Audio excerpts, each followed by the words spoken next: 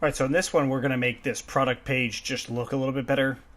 It's going to be pretty much the same as our home page, but it's just going to look nicer than this.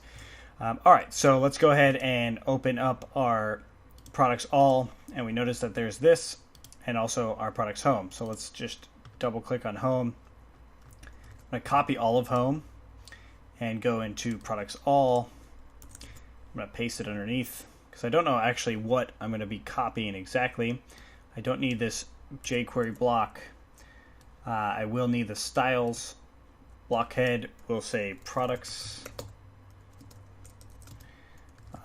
So this is going to be like what's in the title up here. And it will say products.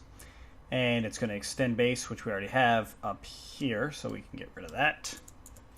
And now we just want to change the block content. So if I scroll down a little bit, I can also get rid of Jumbotron 2 because we are not going to put the Jumbotron in there. So we have products here. So I can actually get rid of all this. And even that block content. Save it. And if we do a little refresh in here, it's virtually the same page. So let's make it a little bit smaller. Let's put let's put 6 items actually across here instead of 3. So to do that, remember it's 12 columns, so we put each box is going to be 2 wide, basically. So the right here instead of 4, so 4 would make 3. We put it to 2, and if I do a refresh, I now see that they coming in a little tight, and that's because of the picture itself and then the little description underneath it. So the picture itself, let's actually change it back to down to 150. It's still a little tight, so let's actually change it maybe to 100.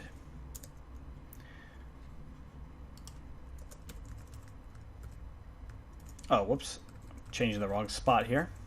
Should be this right here. There we go. And we could probably get rid of this. There we go. All right, so we've got our pictures here now. There are little slight design issues with the image right here, but we could also scale it and change it and do all this other stuff. So when you are working with something like this, you want to make sure that whatever you end up using for these pictures or the size of it, make sure that you make your picture as such. So I'm actually going to put width of 100 pixels being back. That squares everything out. So that has to do with all of the defaults we set in another video.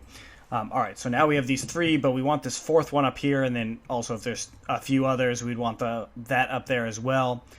So what I'm going to do is I want to change how my cycle loop is working here. So before is after the 3rd one, so 1, 2, and then the 3rd one. So we actually need to have it after the 6th one, so I just needed to add a few more in here. So we already have 2. I'm going to just copy these, paste it.